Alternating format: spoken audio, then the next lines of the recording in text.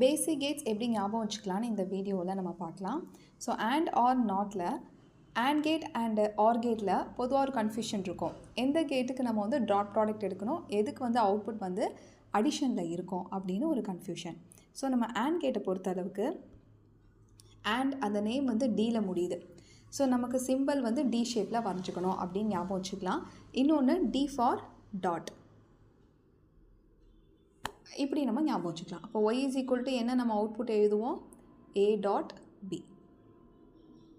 அப்படியும் இல்லைன்னா a and d and வரும்போது அடிஷன் நாட் டன், இப்படியும் ஞாபகம் வச்சுக்கலாம். அடிஷன் கண்டிப்பாக அண்ட் ஆப்ரேஷனில் இருக்காது. So y is equal to a dot b. So AND நமக்கு கிளியர் ஆகிடுச்சுன்னா ஆர் கேட்டுக்கு நம்ம ஆட்டோமேட்டிக்காக என்ன எழுதிடுவோம், y is equal to a plus b. Next NOT gate. NOT கேட்டுங்கிறது இன்வெர்ட்டர் மாதிரி இல்லையா. ஸோ இங்கே நம்ம இன்புட்டில் ஏ கொடுத்தோம் அப்படின்னா அவுட்புட்டில் என்ன கிடைக்கும்னா ஏ பார்ன்னு கிடச்சிடும். சரி, எப்படி நம்ம அந்த டயக்ராம் ஞாபகம் வச்சுக்கலாம் அப்படின்னா, இப்போ நாட் கேட்டில் என் போடுறோம். நான் எண்ணில் பாதி மட்டும் எடுத்துக்கலாம். எடுத்துகிட்டு நான் கேட்டை கம்ப்ளீட் பண்ணிடுவேன். நாட் கேட்டில் வந்து ஓ இருக்கும்.